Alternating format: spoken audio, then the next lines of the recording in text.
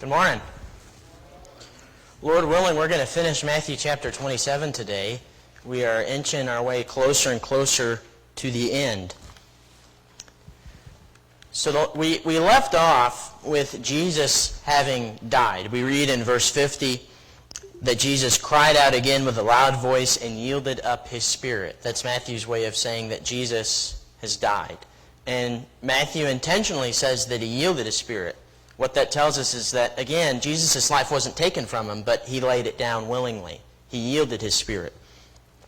And so he's just died, and after his death are all these miraculous things that take place. The curtain or the veil of the temple splits in two from top to bottom.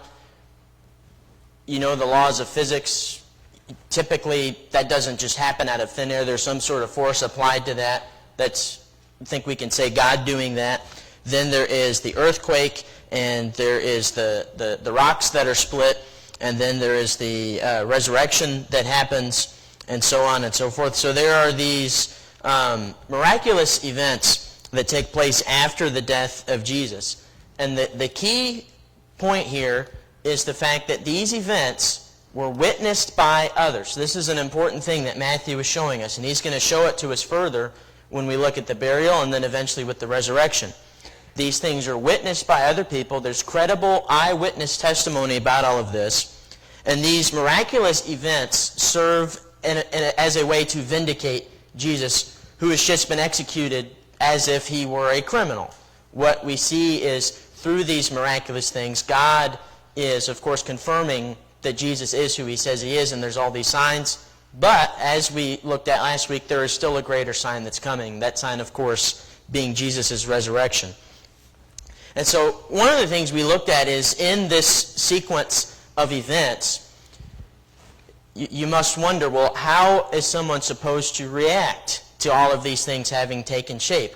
Well, we see the model reaction from the centurion and those who were with him at the cross, where we see the centurion and those who were with him keeping watch over Jesus, saw the earthquake and what had taken place. They were filled with awe and said, "Truly this man was the Son of God."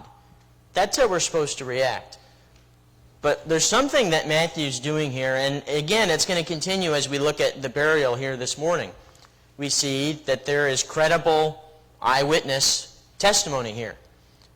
That the centurion saw it, the guards that were with him saw it. They saw these things happening, the earthquake and so on and so forth. And then in verse 55, we read of more witnesses. This time it's these women. There are also many women there, looking on from a distance.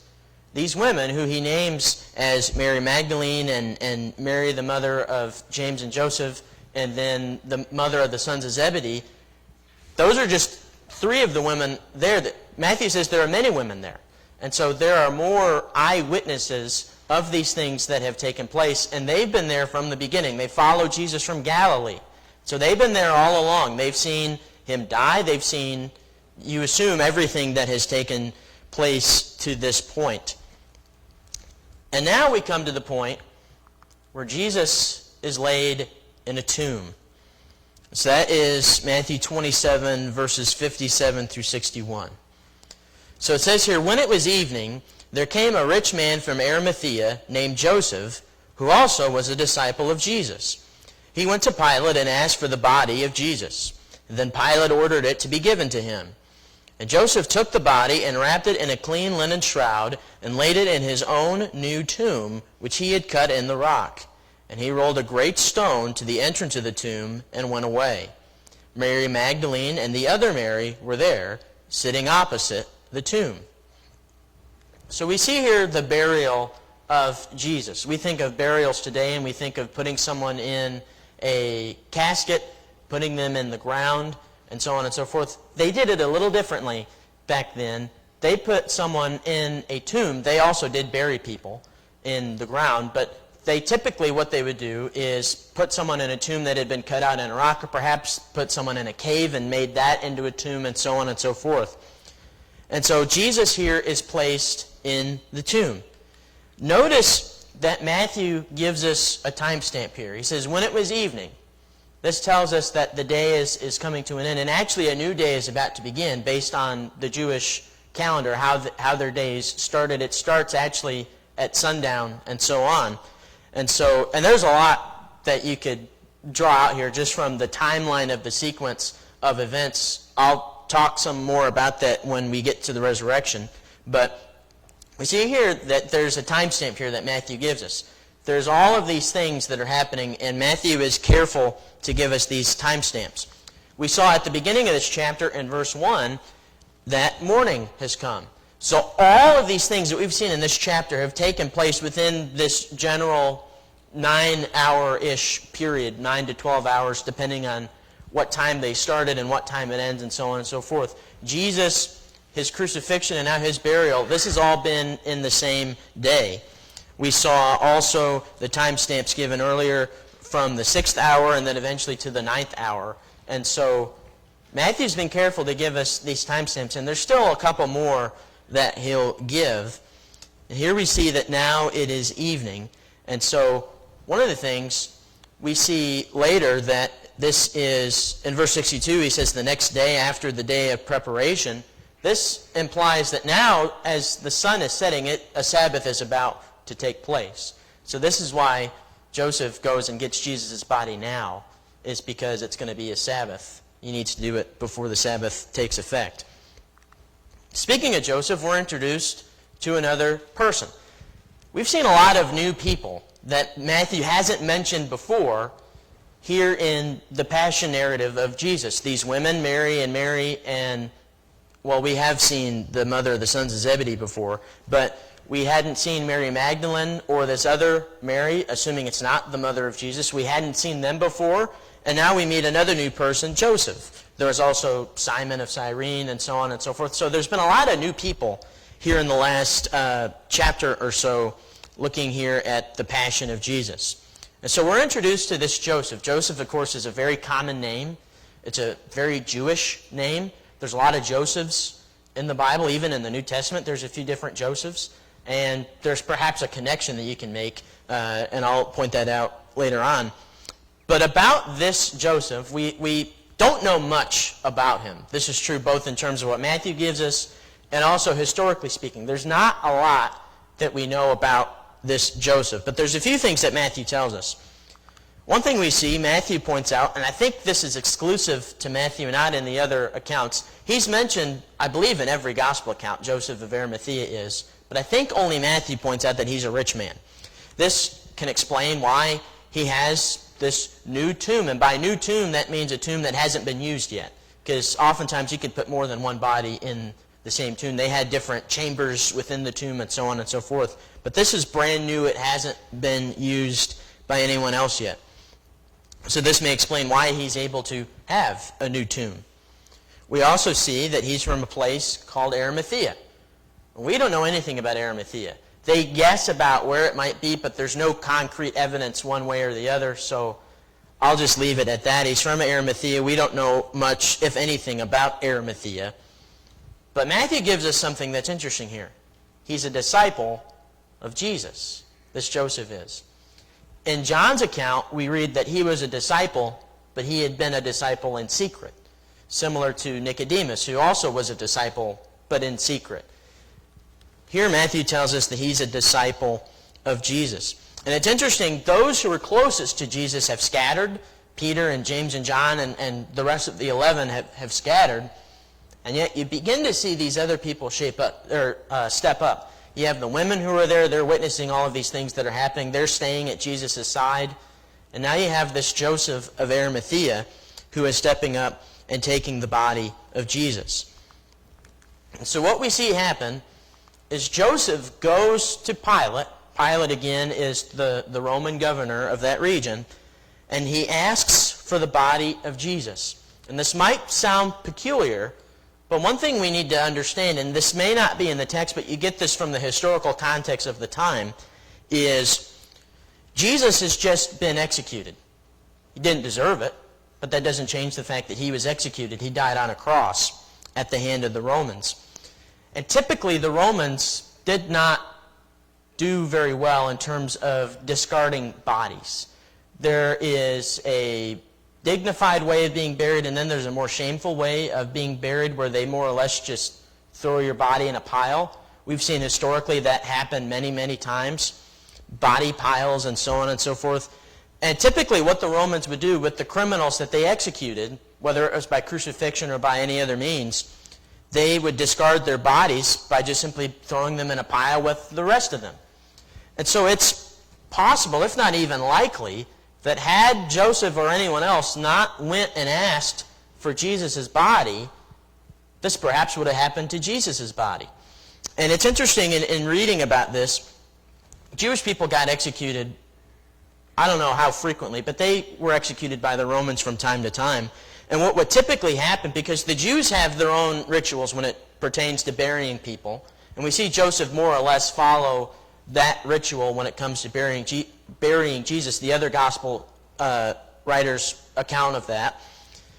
But they would have went to the Romans and said, hey, we'd like this body. And so this was a frequent thing that happened, and Pilate seems to have no issue in giving Jesus' body to this Joseph from Arimathea.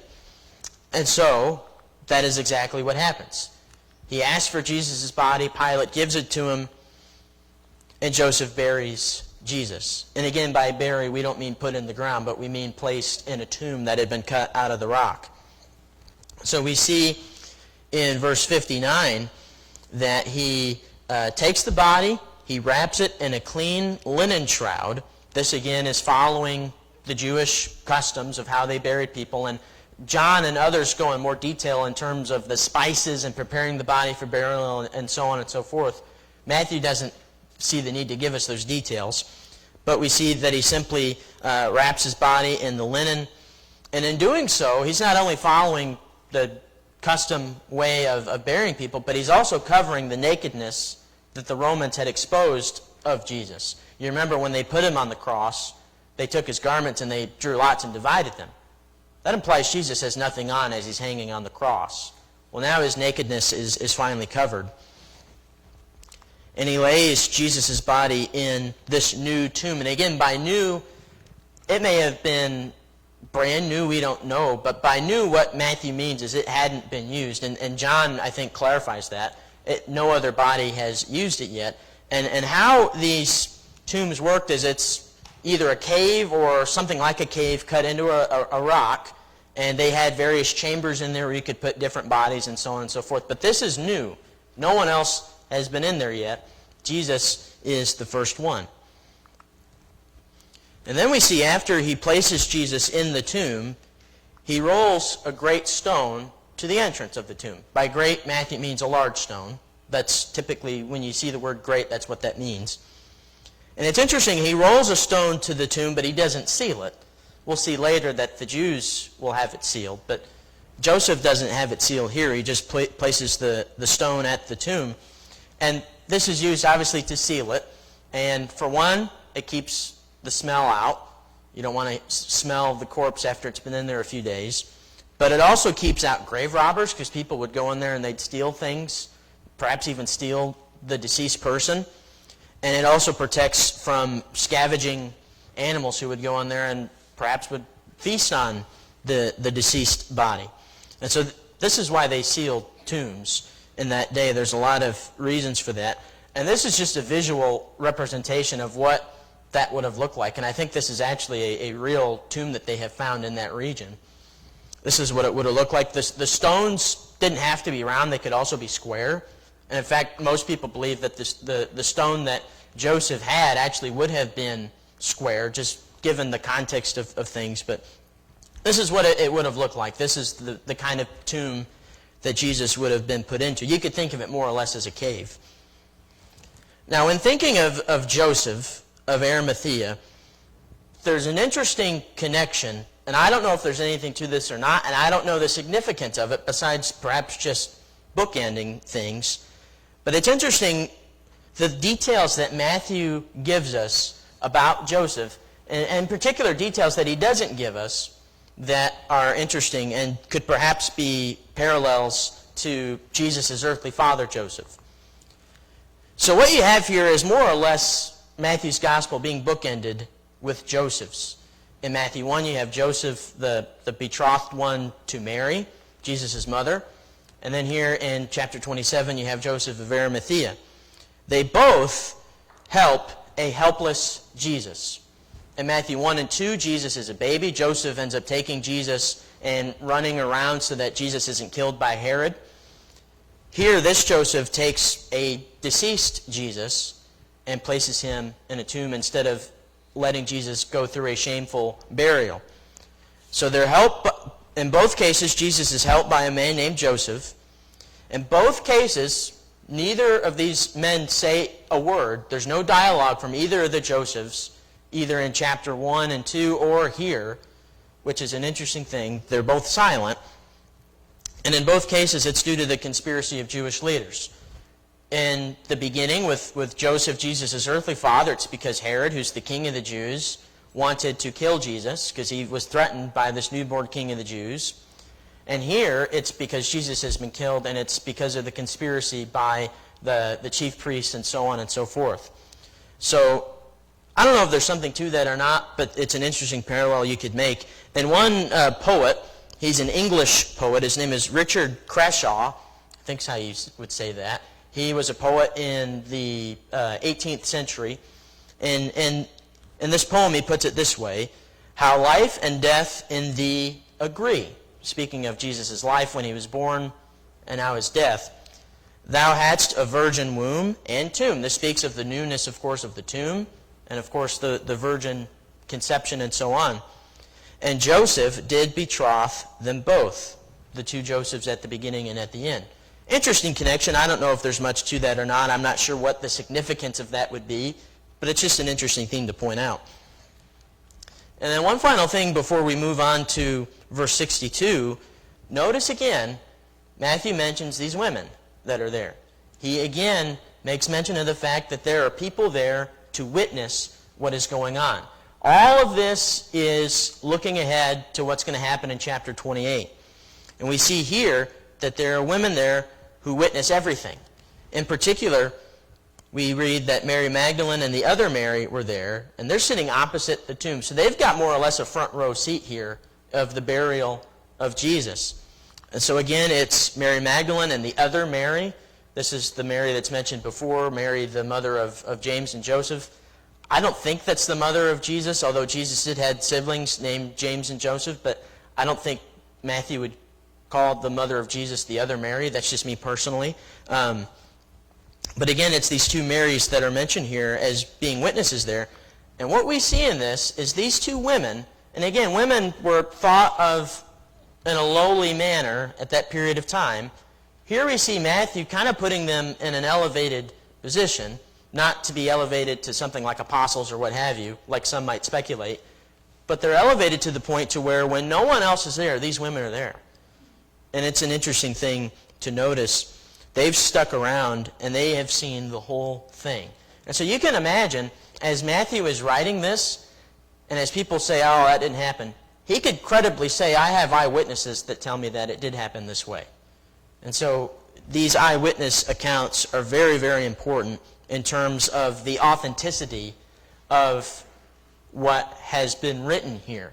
Matthew can confidently say, on top of course, being inspired by the Spirit, he can confidently say, these things are attested to by eyewitnesses, and they are, of course, very credible.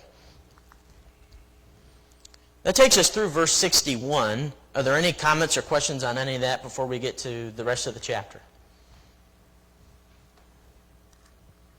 You know, I was thinking of this Joseph, and I never did think of him before as a rich man, which he was.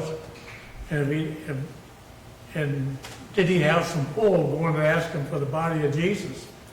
You know, but anyway, you're there, but it speaks a lot about this particular person. Yeah, he was a rich man. The other accounts even say that he is a person of influence, I think you could say. And so whether it's his money or the position he had or what have you, he certainly, I think, had some pull with Pilate. The body of that statue also adds to the truth of the body of Jesus. Yeah. You have important people who, in a position like Joseph or in a position like Nicodemus and John, someone who has a lot to lose because of their allegiance to Christ, after seeing the death and seeing these things that have happened, and of course certainly after seeing the resurrection, this gives them all the more reason to say, you know what, that other stuff, like the Apostle Paul says, it's rubbish. It pales in comparison to following Jesus. You have something, CJ? Yeah, Matthew doesn't quote prophecy here, but I think there's a strong allusion to Isaiah 53, verse 12, where Jesus is going to be with the rich in his death. Yeah, I didn't reference that, but that is something that is perhaps being alluded to. CJ references a prophecy in Isaiah 53. You say verse 12, I think it's actually verse 9. It says, this is Isaiah 53 and verse 9, they made his grave with the wicked. That would talk about his death being surrounded by criminals, with one on either side of him, and with a rich man in his death, although he had done no violence and there was no deceit in his mouth. So I think you could certainly say it's not quoted, but it certainly is alluded to. I was going to mention that and I forgot. So thank you, CJ. Yeah. In the New Testament, they're like, hey, I'm here. Yeah, the Old Testament says a lot about Jesus, and Matthew in particular alludes to, if not quotes, a lot of Old Testament scripture that points ahead to Jesus. Luke's account says that he was a member of the council Yeah. and a good and upright man, so that might be part of the forward. Yeah, he's a member of the council, as Luke tells us. He did not agree with their actions. Yeah. I kind of like that. He did not agree with their decisions or actions. So Luke tells us that Joseph was a member of the council. John tells us that he was a disciple, but in secret, and you can perhaps see why. Nicodemus, similar thing. He was a Pharisee, and he becomes a disciple in secret. And yet here at this point, after seeing the death of Jesus and all these subsequent things that have happened, they're not hiding in a corner anymore. They're able to do these things in the open. Joseph goes as far as taking Jesus' body, and he and Nicodemus, as John records it, they both participate in the burial. And it tells us that the death of Jesus alone brought many people to faith. How much more then is the resurrection going to do that? All right, so next we see that the Jewish leaders arranged to have Jesus' tomb guarded. So what's going to happen here, this is a little bit of foreshadowing of what I'm going to say at the end, but we begin here to see two narratives begin to take shape. And for Matthew's readers, they are going to have to believe either one narrative or the other one. One of them is, of course, much more credible than the other one. And so we see one of these narratives begin to take shape here. So starting in verse 62 through the end of the chapter, it says, "The next day, that is after the day of preparation, the chief priests and the Pharisees gathered before Pilate and said, 'Sir, we remember how that impostor said while he was still alive, "After 3 days I will rise." Therefore order the tomb to be made secure until the third day, lest his disciples go and steal him away and tell the people he has risen from the dead, and the last fraud will be worse than the first.' Pilate said to them, 'You have a guard of soldiers. Go, make it as secure as you can.' So they went and made the tomb secure by sealing the stone and setting a guard." Here we see at the beginning of this another timestamp from Matthew. Now we see it's the next day. So the sun has come down and now the sun is up. As we would think of it, this is the next day.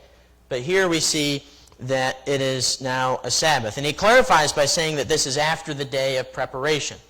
There's debate as to which Sabbath it would have been, if it's the typical seventh-day Sabbath, or if this is a high Sabbath that would have been earlier in the week in coordination with the Passover and the Feast of Unleavened Bread and so on and so forth. There's debate about that. My impression is that this is earlier than Saturday, but the traditional view is that this is Saturday. Mark tells us in Mark 15 that this is now the Sabbath. Regardless of what day it is, it's now a Sabbath day here. And so it's important to mention that Jesus is buried before the Sabbath, because they don't work on the Sabbath, and so on and so forth. And what we see happen here is on this Sabbath, the chief priests and the Pharisees they gather before Pilate. Pilate must have, you can imagine, he must just be frustrated with these people. I've already put the guy to death. What more could you want? Interesting thing here, we see not only the chief priests, but also the Pharisees. The Pharisees have been absent from Matthew's gospel account since Jesus digs into them in chapter 23. Those are the 7 woes to the scribes and Pharisees. And the Pharisees have not been mentioned from that point on until this very moment. And it makes you wonder why. Why is it that all of a sudden they insert themselves back into the picture? They weren't involved in Jesus' death. We read throughout the gospel account that they were conspiring to that end and so on and so forth. But the chief priests more or less take the chief role, pun not intended, in that. And so why are they mentioned now? Well, one thing to remember, I'm sure they would have certainly approved of Jesus' execution, even though they may or may not have been involved in it. But remember that to them, appearances is what matters the most. What matters to them isn't if the right or wrong thing is done, but if they look good or not. That's what matters the most to them. And we see this played out when Jesus is giving the Sermon on the Mount. When they pray, they babble on like hypocrites. And when they give to the needy, they sound the trumpets. And when they fast, they're putting the oil on themselves and so on and so forth. And so they care more about outward appearances and the perceptions of other people. That's what matters the most to them. What we see here is they're trying to prevent themselves from looking bad. Because you can imagine, if Jesus truly does raise from the dead, or perhaps if their assumption is right and the disciples go and take his body, and they say he's raised from the dead, they're going to look pretty bad as saying, oh, well, we had a part in putting this man to death. And so they are more or less trying to cover their bases here. And so this is why they appear to Pilate, is to cover their bases. They want to make sure that everything is lined up and good to go. In particular, they want to make sure that Jesus' body stays in the tomb. They don't want his disciples to come and take it. And in particular, perhaps, they even feared Jesus' words being true. They so greatly feared this, they want to make sure the tomb is secure. And so they want the tomb not only to be sealed, but they want some guards to be there until even after the 3rd day. Just as long as it's not on the 3rd day, as Jesus said. After that, it can be left unattended to, and so on and so forth. That, of course, is what matters to them. You have a comment? Jesus one time looked at the Pharisees and said, "You brood of vipers, you intend to kill me." Yeah, he called them brood of vipers. John the Baptist did too. Was Johnson, I think that he called them out at the one time, and then they held up the coin. He said, "Whose face is on this coin?" And they said, "Caesar." He said, "Well, then let Caesar belongs to Caesar." Yeah. Matthew 23. Making their image look good. Mm-hmm. The Almighty already called them out. You brood of vipers, you seek to kill me. Yeah, Matthew 23, Jesus digs into him quite a bit. There's the 7 woes there, and he tears into them a lot. He calls them whitewashed tombs and so on and so forth. So, yeah. So these are the bad guys in Matthew's gospel, the Pharisees and the chief priests as well. One thing that's interesting, these Jewish leaders, they come before Pilate, and they make this appeal to him, but notice their perceptions, and notice the irony with their perceptions. The things that they perceive, it's almost as if the opposite is true. On the one hand, and I don't know why this is, I take an issue with the way this is translated. Every English version that I could find, they call him sir, but the word that's used there is the Greek word kurios, which in most other instances is translated as Lord. So what we see here is kind of an ironic thing. They're calling Pilate their Lord. They're denying the Lord Jesus, conspiring against him, even after he's been killed.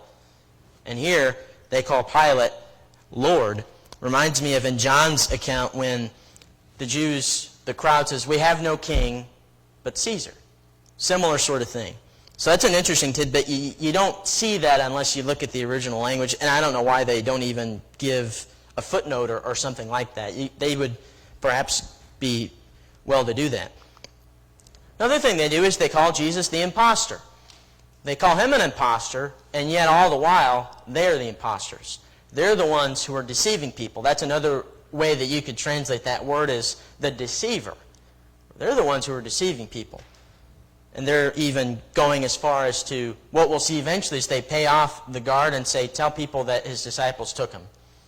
So they, of course, are the imposters or the deceivers. And it's ironic as well that they believe that his disciples will come and take his body. But keep in mind, Jesus' disciples have scattered at this point. That's the fulfillment of prophecy that Jesus mentioned earlier, that they'll strike the shepherd and the sheep will scatter. At this point, the disciples, the 11, they are absent. And especially as Matthew is telling it here. Matthew is sure to make mention of the fact that Jesus is more or less isolated as he's hanging on the cross. He doesn't mention the women that are there until afterward, after Jesus has died. And so they've been absent. And so why in the world would they all of a sudden come back and do this? It's almost as if they are assuming that perhaps Jesus' disciples are cut from the same cloth that they are.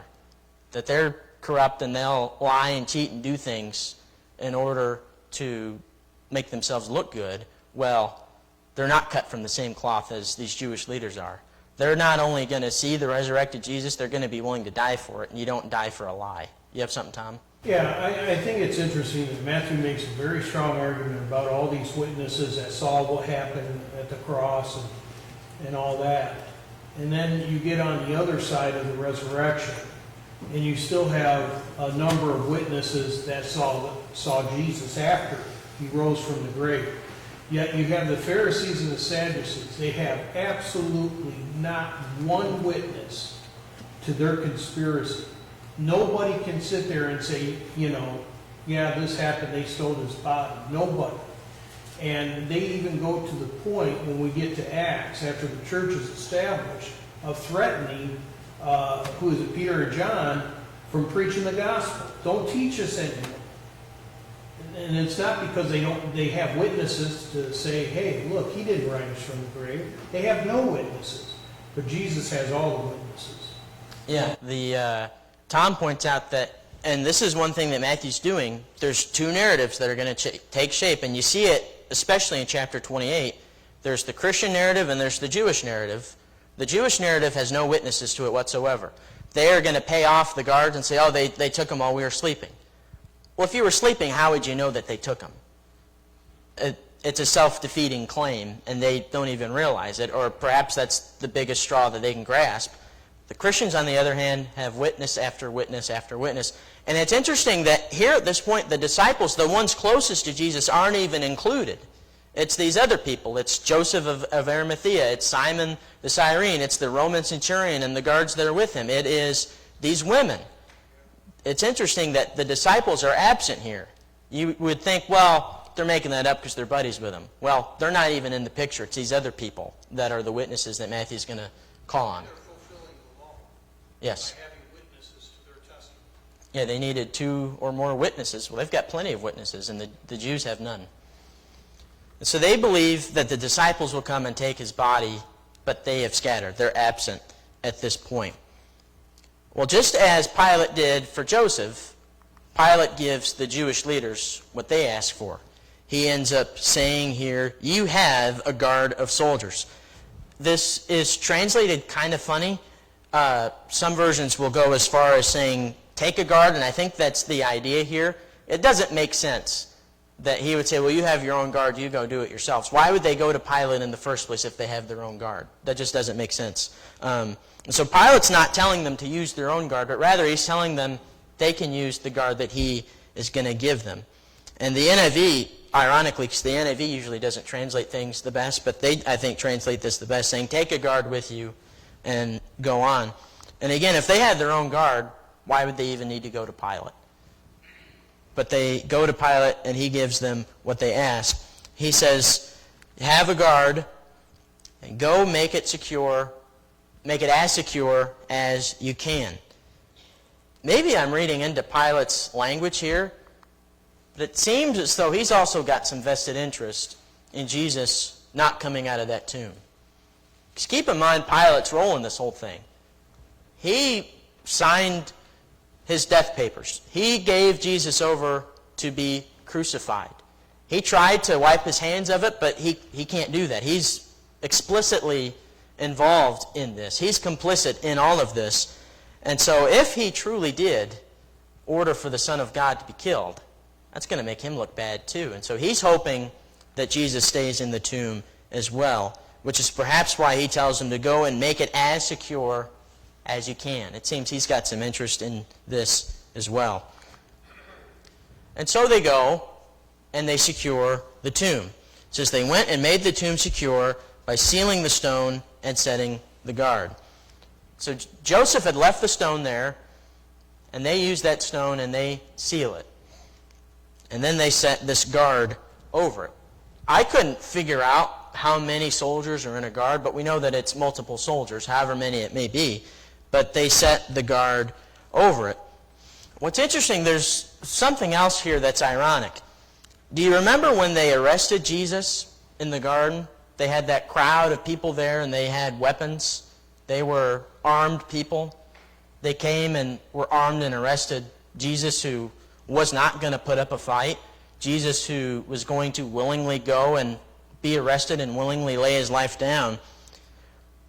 Before, it was sort of unnecessary to have all of those people there. Well, now, on the other hand, you have sort of the opposite side of that, where now they have a guard, but the guard's not going to be enough. They're not going to be able to keep Jesus in that tomb.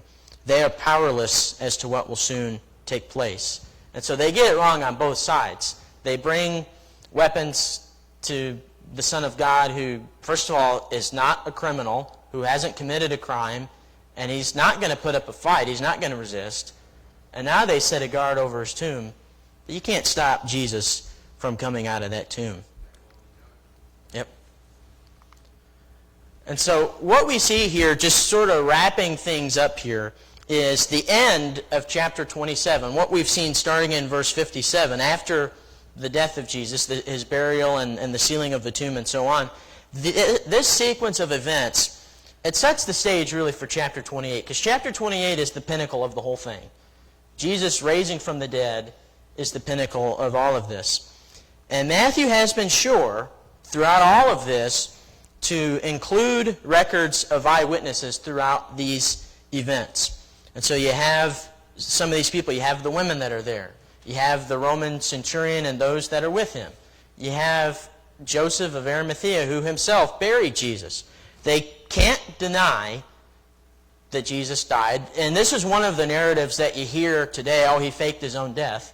That's just an outrageous claim, first of all. But they will say, oh, he didn't actually die, and they put him in the tomb and he walked out because he wasn't actually dead. They can't deny that he was truly dead. They can't deny that he wasn't buried, because they would then go as far as saying, well, he never was put in the tomb. He was in the tomb, and we have witnesses to say it. We have witnesses to say that he died, and they cannot deny it. They have the witnesses on their side.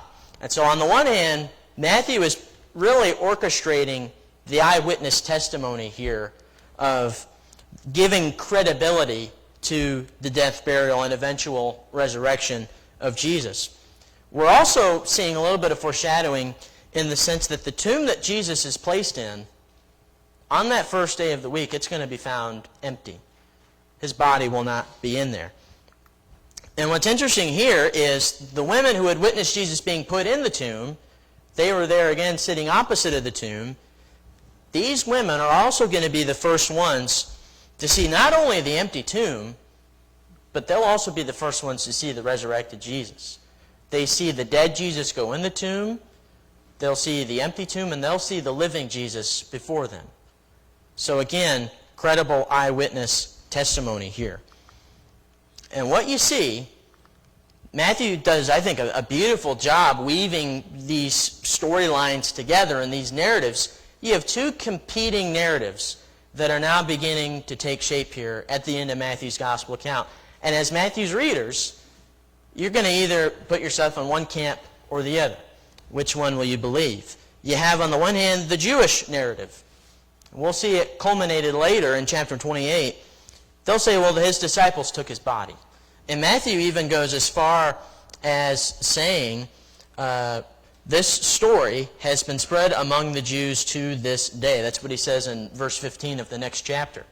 So that's the Jewish side of things. The Christian side of things is going to be that Jesus has in fact raised from the dead. And so the question for Matthew's readers, both initially and for us today, which of these narratives is the most believable?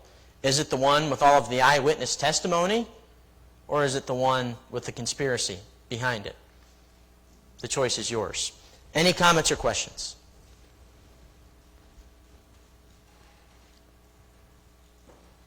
All right, thanks.